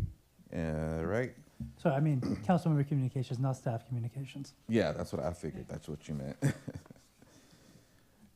Okay. Any other public comment? I didn't see anybody walk in. No further public comments, thank you. Thank you. Okay. Item 6, ad hoc committee report out. I will go, let's see whoever wants to report out first. Mr. Solis, are you, or Commissioner Solis, are you on a ad hoc yet? Well, last time I think you had mentioned about budget, so I'm Right. trying to get my head wrapped around that. Okay. And And figure I, out what we need to do to mhm, put that together the and make it process. happen. right, Okay. okay. Commissioner Benani. Yes, so the police practices and standards ad hoc, we met on Thursday, I believe April 23rd. Yeah, and you know, we met with the Family Justice Center, and from a policy perspective. We gained some insight of what they would like to see in that community over there by Lone Tree, where Rayleigh's is moving out of. And, you know, they requested stronger police presence. They said, you know, that they've been experiencing certain incidents in that area, and we communicated about the staffing challenges right now. And we discussed a few ways where we can hopefully do some more community engagement with them, both them coming here and some of us going there. And we discussed what certain events that they would like to see might look like with APD. And I think we came up with some pretty good ideas. I'm not sure if we should share them yet, but I think we're still going to be working on some of these. But overall, I think we've established a pretty good working relationship, and we look forward to hopefully hearing from them soon. And you're welcome to share some of those since we're all here. It's not like, you know, if you don't want to, that's fine. We can, if you're not really ironed out yet, so I understand what you mean. Yeah. Well, they discussed possibly like a speed dating type of event with APD with community members, and we think that might be pretty interesting.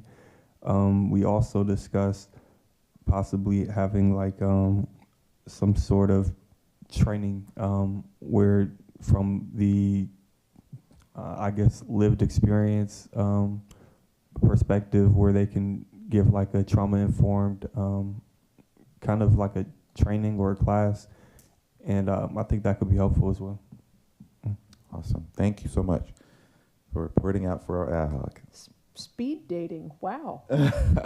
The idea is to meet multiple people in the community for, you know, the officers, but like not dating, just The concept, though, I like it. It's kind of got a little lightness to it. Yeah, I can't take credit for that one. So who that was one of the, I forget her name, from Family Justice Center.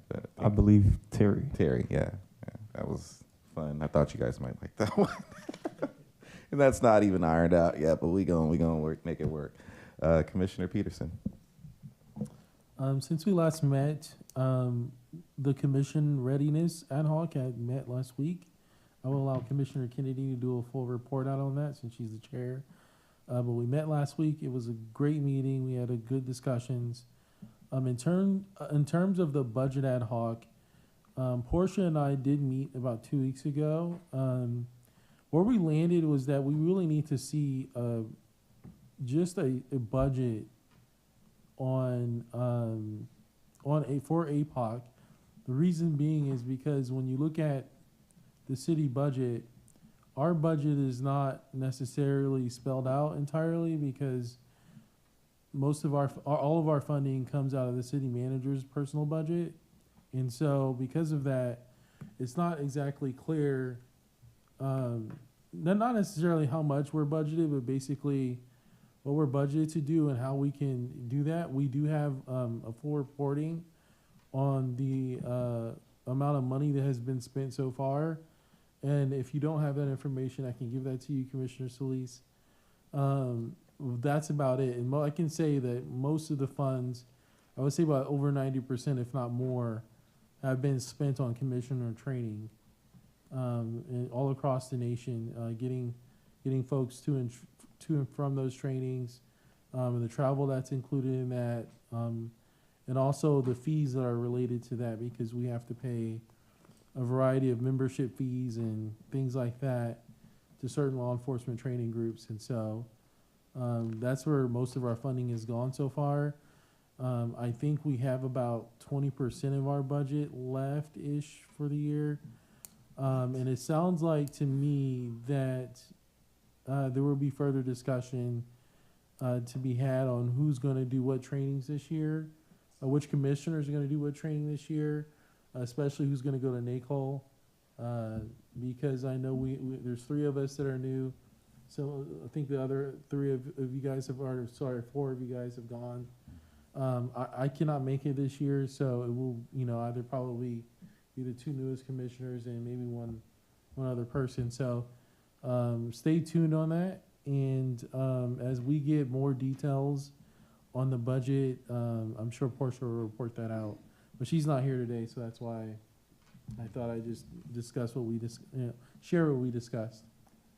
And I would just add, because I think I heard some exclamations about the amount of money left in the budget. The budgets go by the fiscal year, not the calendar year. So the fiscal year is almost over. Fiscal year will be over June 30th. Oh, So that might be why. oh, okay. Yeah, that's why I mentioned we need to see the actual budget, because right now we don't know. I just seen what we spent, and that's Yeah, all we I know. understand. And Yeah. I'm just saying, usually city budgeting, it follows the fiscal year, which runs from July 1st to June 30th. Thank you, and thank you for the report out, and thank you for the clarity. I would still like to hear the details of what Commissioners Portia or Taylor and Peterson will come up with follow-up on the budget. Thank you. Okay, well, community engagement did our report out already earlier. Is there anything training I'd like to add? We had a good meeting too. So we reviewed some of the goals that the previous ad hoc had created for 2026, and we discussed creating what we would call like a new commissioner checklist, which would be separate from the city's onboarding process. There may be some overlap, but making sure, and I think this is especially important in the situation, if commissioners come on board like after January 1st, for example, but make sure that they're aware that they need to receive and complete an assuming Office Form 700, make sure that they complete ethics training, get them connected with Officer Amiri to receive the appropriate training videos, schedule a ride along with APD, schedule a sit along in dispatch, complete simulator training. One of the things that was brought up, and it's actually a really great idea, make sure they get a list of our ad hocs and who comprises those ad hocs and what they do. And then we also discussed discussing again, looking at in-person training rather than video training, because it would give us the opportunity to have that be more interactive. And then the other thing that I thought of after the fact was discussing the press policy, which I know that I don't have. There's been discussion of a press policy. I know I never received one. And I would assume that a press policy for us would be the same as a press policy for any other board and commission. And then Commissioner Peterson discussed the fact that he thought that the recent use of force training was actually outstanding. And I don't know if you want to speak to that and some of your thoughts. Yeah, I thought the use of force training was really excellent. I did make a suggestion that we give that same training to the council on teens and maybe in person. Only reason why I say that is because when you look at the data and statistics for the folks that the police contact, they're often teenagers, more often than not. And so I think it's very important, instead of having a random person on Instagram or YouTube or on Facebook trying to give you advice on how to deal with the police, to hear that directly from the police, and they can share with you, hey, when we contact you, these are your legal rights. Have an understanding of when you do need to show ID, right? And what are some tips and tricks on how we can deal with police and not come away from that situation in handcuffs or injured or anything like that. So I do think it's important for our teens to be trained and really learn more about how what to do when you're contacted by police. I think that's a wonderful idea. And then Commissioner Benani had a great idea that we should also try to figure out a way to create a spreadsheet to keep track of some of this. And then we had also talked about, and this was a carryover, the city considering organizational membership in NACOL, which now is $750 annually, but that should provide us with a cost savings for whoever attends, whether it's commissioners, members of APD. And then we may also want to take a look there. I realized when I went to the NACOL website the other day that there is a whole listing of like online webinars that we may have access to. So just we're going to continue to work on this, and Yeah, we'll have more I to. believe what NACO does keep their online webinars up for some time, as I have actually reviewed one that I couldn't make it to. So I wanted to ask a question or give some clarity on the press policy. And it hasn't been discussed yet from Chair Taylor, but she did reach out to City Manager to see what the process was for press responses. So I know many of us have been reached out to, and I think we do need to discuss it as I was about to say a council, but a commission, just so we have clarification on the chain of command, for example. Right. Well, and I've had some similar discussions because I had somebody reach out to me, and there's been, and I'm just going to, the phrase, "We'll follow the press policy." Well, what is it? Yeah. Okay. Because there's not one that I'm aware of in writing. And from what I understand with conversations with folks who were original commission members, when you all started, you were sort of given free rein. So I just think that whatever it is, it needs to be specified and distributed. And then if we are going to allow folks to engage, well, let me back up. Whatever it is, it needs to be specific and in writing. It should be consistent with every board and commission, not just ours. And if we are going to allow is not the best word, I'm sorry, but if commissioners are going to engage with the press, we should have some training on how to do that, because it is not always easy.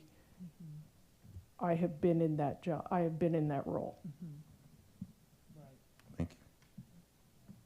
Yes, I totally agree, because press will catch you off guard. And I know I've been in that situation, and I believe we need some speaking points. I really do. We need to have the what we can and cannot do and say.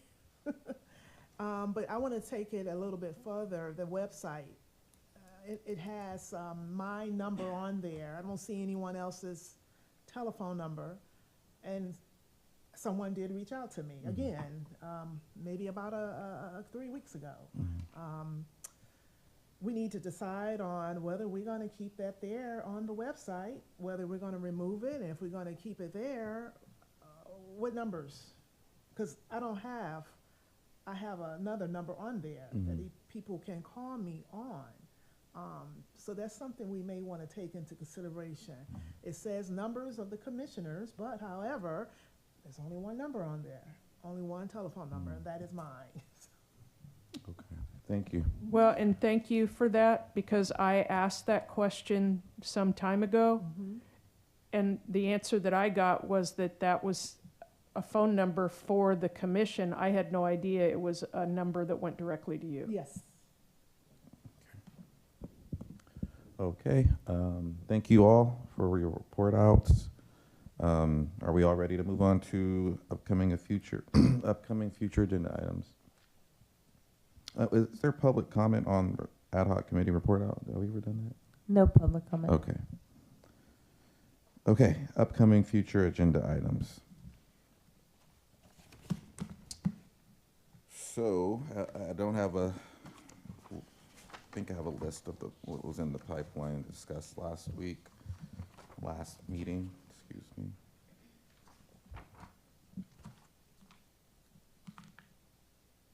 Oh, this is April 6th.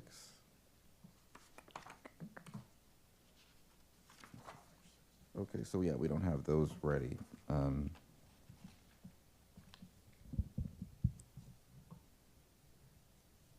Okay, did anyone want to add anything on that came out tonight that they may, and I will just acknowledge that we did reach out to the chief after the last meeting, and we wanted to meet with him more frequently to have maybe some items that he wants to put on the agenda for, you know, what he might think we can benefit from, and we'll discuss that with him as chair and co-chair, and we'll definitely see what's more feasible.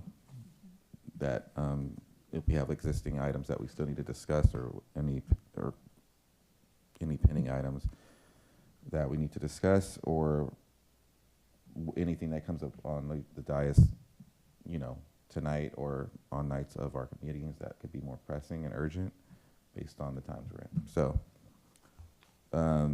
would anyone like to go first? Yes. Vice Chair Williams, you certainly would not be at the next meeting, but I think maybe at the 6-month or 9-month mark, it might be nice to have a review or a check-in on how the Blue Envelope program is functioning. At that point, enough time will have gone by. There could be some adjustments made to the program if we need to. And it'd be nice just to see how things are going, how it's being received. Yep. Thank you.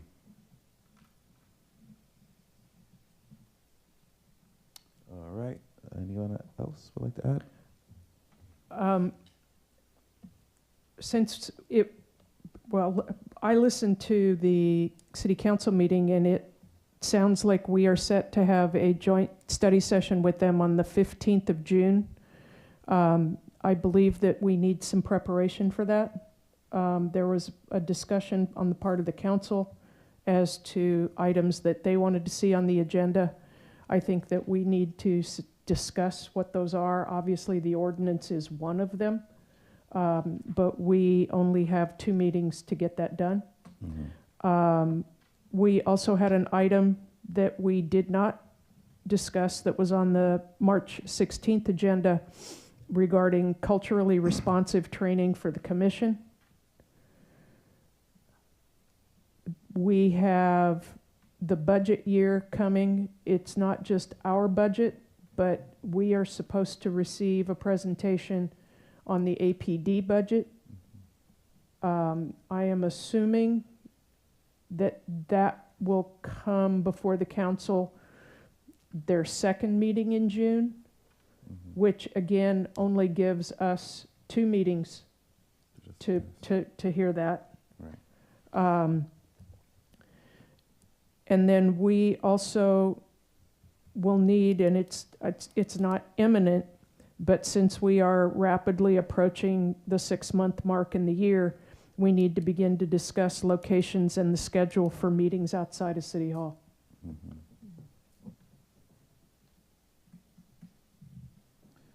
Commissioner Kennedy, can you recall what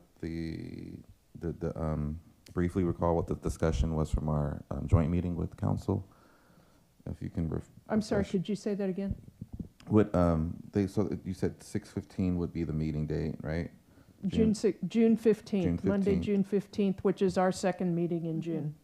Oh, okay, so that'd be a joint session. It's a joint study session with the city council at, I believe, the community center. Yes, that's correct. And they would like to discuss what you said, the ordinance specifically. I know that was one thing we were going to do. The ordinance, they would like to hear from us more. They would like to hear recommendations that we have. And for example, the budget would be one of those. I'm not quite sure what else. But I think they also want to kind of get a better sense of what our goals and objectives are, what progress we're making, what we need, I think, from them, or what we need to be able to do our jobs. Thank you. So you said we have 2 meetings before that meeting.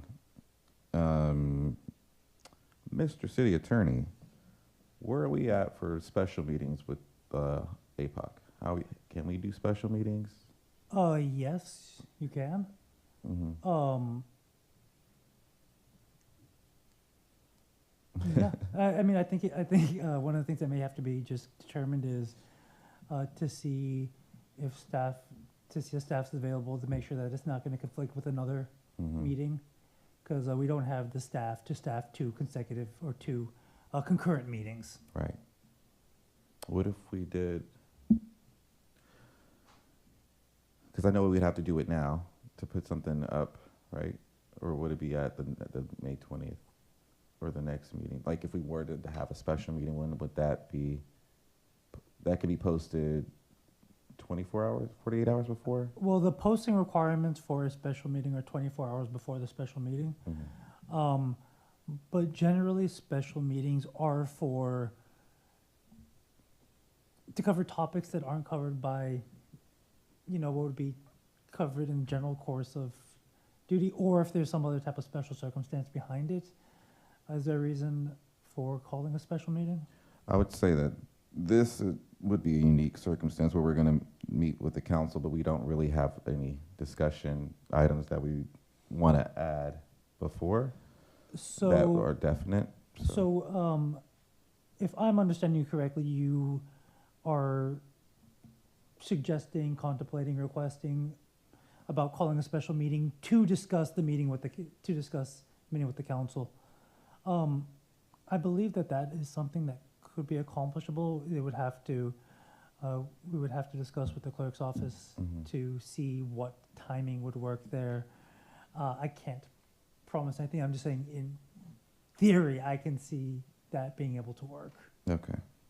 Thank you. I think the follow-up to that would be, since we didn't receive anything specific regarding the fact that the session was set, that I don't know if the chairs were informed that we were holding this, or we didn't receive anything from staff.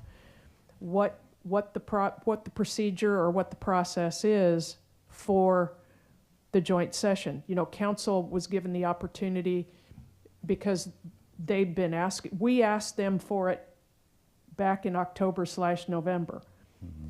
Mayor Pro Tem Freitas has been the squeaky wheel to ensure that it finally came to fruition. They were asked what they would like to see on the agenda. Is that what we're going with? I mean, they covered pretty much everything that I think we're going to have time to get to, as it was also pointed out that each of the items that are on that list could be a 2-hour discussion.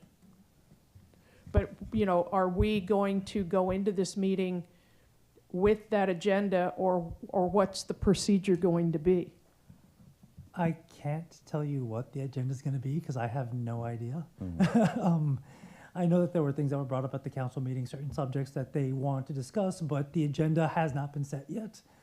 And that is subject to change. Okay. And I think, unfortunately, when I know the agenda, you'll know the agenda. Mm-hmm. I don't really know much beyond that. Okay, We do know that Mr. Sapal is going to be the facilitator. Thank you. Okay, I think we are, so I have here, Well, there's oh, okay. something else. I thought I heard at the city council meeting that there is an update to the, a new agreement, not a new agreement, but an update to the agreement with DOJ. Maybe I'm not phrasing it the right way, I know we can't talk to Mr. Manjeet right now, but We can ask. yes, City maybe Attorney. we could talk about it after. Oh, we can Yes. also All I will say at this point is that there is no update to the US DOJ's agreement. However, Mr. Sapal's, the contract between Mr. Sapal and the city may change, but there will be no update to the US DOJ agreement is proceeding as it always has at this point. Okay, so I'm gonna go back and look at the city council meeting, and then I will get back with you. Okay. Are you referring to the agreement through the office of Mr. Burris? Yes, That agreement, I believe, is the agreement that had some tweaks to it. yes, That thank is, you. that is a separate agreement. Okay, so I would like to see if it's possible to get an update on that. If we could get a summary of what those changes were. So with that agreement, the council has been informed of it, that it was an agreement made between the city. When the agreement is presented to the council, that is when it will be presented. Okay. So do you know when? Is it gonna be soon, within the next 30, 60, 90 days, or? I do not. Okay. Secondly, I would like to get a update on the data performance involving the flock cameras. Okay. Because, we have flock cameras here in the city of Antioch. Okay. Thank you. That's all I had. Okay, thank you. And for the data on performance, we'll have to check with Chief and see how that would work. I have one more thing before we come off this topic. Sorry. No, please. One thing I did want to bring up, and I don't want this to go too far into the year before we continue this conversation, but not too long after meeting with council, I really feel like we need to go back and circle back to our annual goals and figure out what those are. Because I really do think, just looking at the agenda tonight, it really shows that we need to have some kind of direction, and also there's still projects that we have out in the open with no deadlines, and so I think it's really important that we really come back to basics here, really refocus, like review the things that have not been completed yet, Yeah. come up with deadlines, see if we need, see what resources we need to make that happen and make it happen, because, I think it's really important that if we're gonna come here and volunteer our time and serve the public, that we're using as the, we're maximizing our time as much as possible, and we're providing the best public benefit as possible, right? Yes.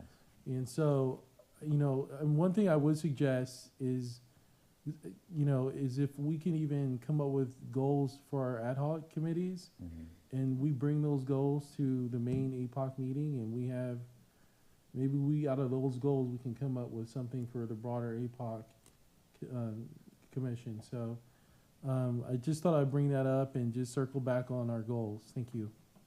Thank you. Yeah, that's really important. I'll make sure that our chair knows that, as I have mentioned too. Like, we need to get some really stuff on this agenda. Yeah. Commissioner Benani. So I know that it's kind of, or the last time we heard about it, it was kind of going through like steps of approval, but I do remember inquiring about internal affairs, like procedures, and I would like to see them. It doesn't have to be, anytime immediately, but I would like to see that come our way eventually. And also, I did have a few questions, I guess. Looking at these meeting minutes, I do see a Chief Pittman. I'm not sure if we got an update on that. And I know we had the technical difficulties with the presentation from Michael Lucian, and I understand that it's going to be difficult now that they're in session, I believe. And then the last thing, I believe there was something about a RFQ for a training we're supposed to be having. I guess I would hope for some updates on those. Thank you. Can you remind me you said Officer Pittman? Yeah, we're supposed to, yeah.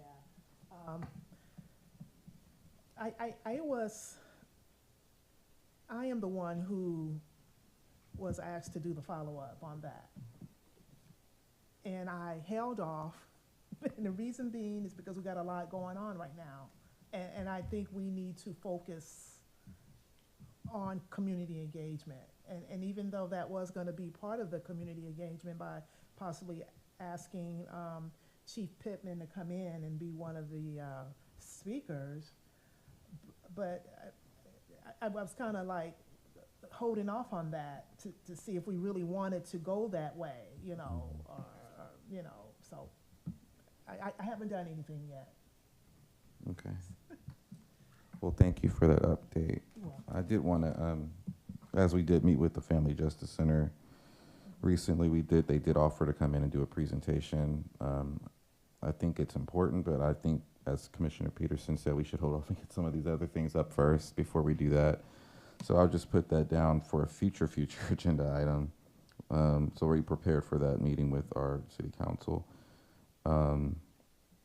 And I'll let you get back to the Officer Pittman conversation when you feel like it's time. Just reach out to myself and chair. RFQ for trainings. I'm trying my darndest to remember what that was about. We made we made a motion to create an ad hoc to be able to evaluate people who responded to an RFP or an RFQ that would come in and facilitate our goals and objectives for the coming year. Mm-hmm. And the city manager was going to provide the information for the RFP or the RFQ. We made the motion to create the ad hoc, but we have not created the ad hoc. Okay. So I think that's being very important, that we need to get some of those goals done, delegated, and see like how we can, okay, Mr. City Attorney, I'm gonna bother you one more time. How soon can we start a new ad hoc? Whenever, right?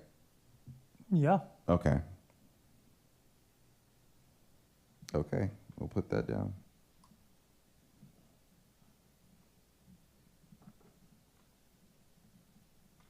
And then we'll go ahead and assign people to that next meeting, I guess, and vote it in. Its creation, what it looks like.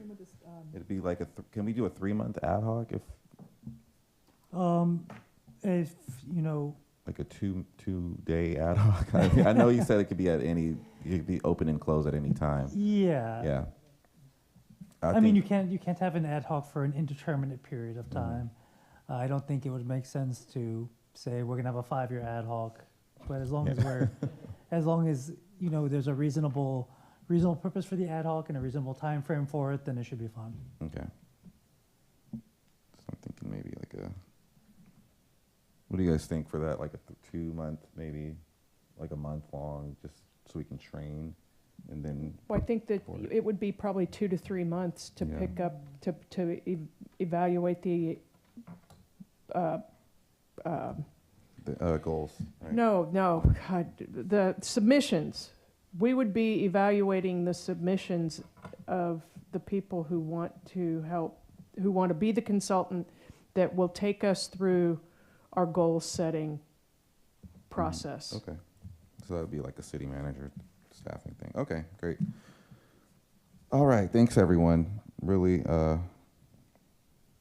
really good, robust list here, and good priorities that we need to reflect and remember that need to come up. So I appreciate y'all.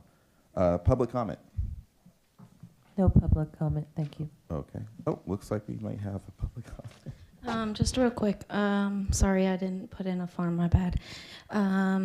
If we can add to these agenda items, I will be willing to help out, but we need some sort of signage over by Sycamore, letting people know that we're even having these events. A lot of people don't know unless I tell them, and that's only because I'm not cooking, and they're like, well, where are you at? What are you doing? Oh yeah, I'm at a police commission meeting. I'm sorry.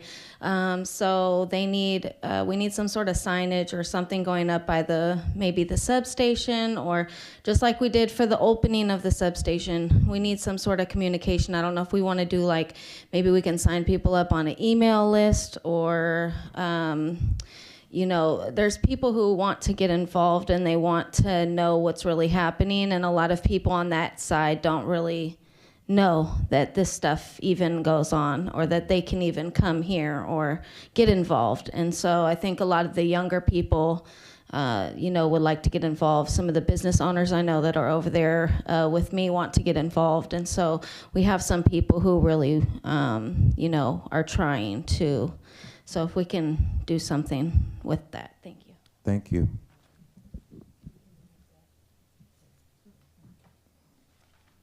Yeah, I would be, yeah.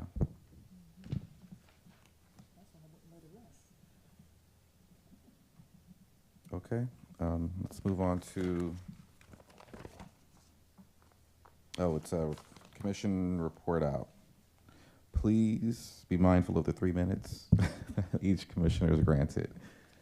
Or I might have to pull the 90 seconds. Okay, I'll start with Commissioner Solis. Thank you, Vice Chair. I had mentioned a little earlier that I did attend the public event at St. Ignatius Church. I thought it was very well attended.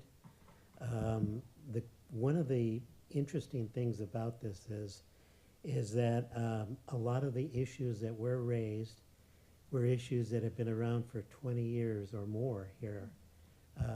Speeding, up and down James Donlin, people spinning donuts. Now, 20 years ago, there weren't anything quite like the sideshows that we've seen in more recent history. Also, the issue of speed bumps, which was really a prevalent conversation. And the people from the police department did the best job they could, I think, in terms of addressing those things, particularly about the speed bumps and the usage of some of these buttons that sometimes they put in the middle of an intersection to keep people from being able to spin a donut. Sounds like a good idea. I think where we missed the mark as a city, maybe as a police department too, was not having someone from engineering there. And that's something that should have happened 20 years ago too, where if people were going to be continuously bringing up the same issues, who's involved? It's engineering. And so the officers were saying, well, we'll refer your concerns on to Public Works, and we'll get the two of you together. Versus, let's have someone from Public Works listen to this, because there's something broken in the system. It's either in the way that the reporting is being done, or it's the way the reporting is being registered, or if it's a street where there's a lot of speeding going on, how do they address that? How do they document that? And I think that those are key learnings that probably not only our city, but other cities could also learn from, where if you have somebody talking about the same thing, then bring someone involved into the process who's actually involved in fixing that problem. So I think that any future meetings that we have, I think we should insist really that there be someone from Public Works there to address those issues. I think that was an opportunity lost. I think the information will get passed on, but I think what happened a year ago as far as getting speed bumps approved will probably be the same way it goes forward, because people who take those reports and interpret those weren't there to hear the complaints firsthand from the people that are suffering from that stuff. I see. Wow. Okay. Thank you. Yeah, that's it. Okay. Commissioner Benani. Thank you. So I attended the Tuesday, April 21st Family Justice Center community.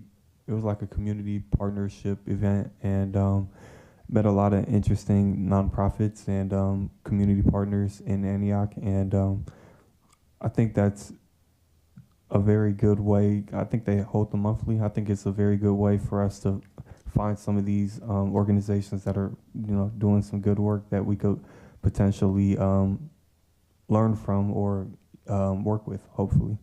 So I also met some some organizations at an event I went to in Sacramento, but most of them were in Oakland or Alameda County. So I'm not sure if there's any potential for partnerships there, but it was definitely eye-opening to get some of the insight from some people with lived experience with some of these, systems that we deal with. So I think that's all I have to report out. Thank you. Sounds like some really good work. Yeah. I have nothing more to add from my ad hoc report. Thank you. Thank you. Commissioner Lacey Oha. Thank you, Commissioner Williams. Vice Chair Commissioner Williams. Well, every Tuesday, what I have done, since last time we met was go out there and volunteer with Bread of Life, food pantry, but also within the last 2 weeks, I had the opportunity to be around men who are now getting their life back together. And I had an opportunity to talk with them. And this is a program in San Francisco. Okay. And I was connected to them through my son, my oldest son. And let me tell you, I've heard a lot of good stories from them. And they don't know who I am. I'm sure they know what I do.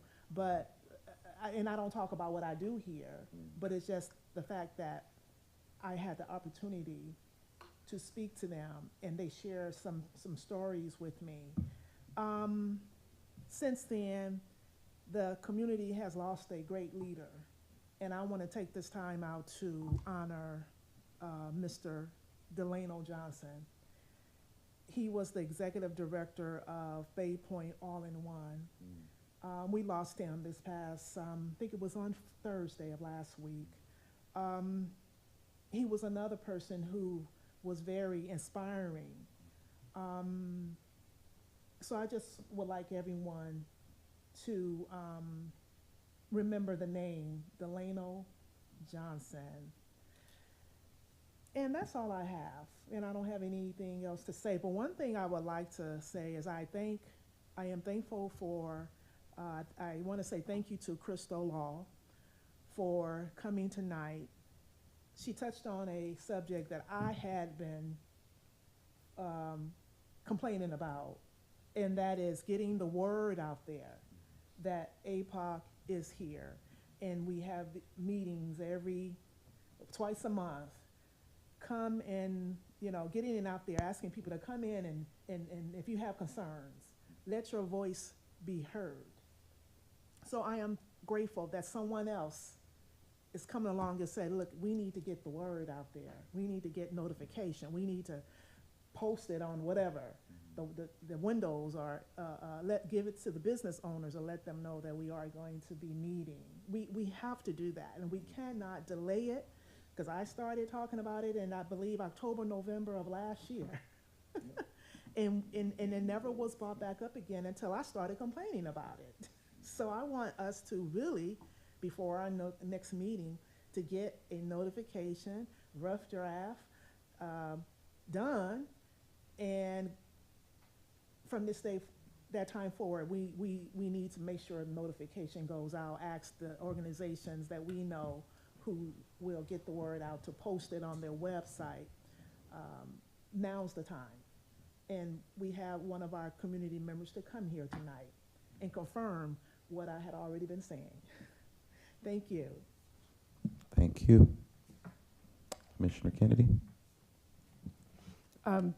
I was also at St. Ignatius. I attended the Family Justice Center open house along with Commissioner Benani, and I agree with him that there's some great opportunities there, I think, for us to network with other organizations, find ways that we can interact appropriately with their clients.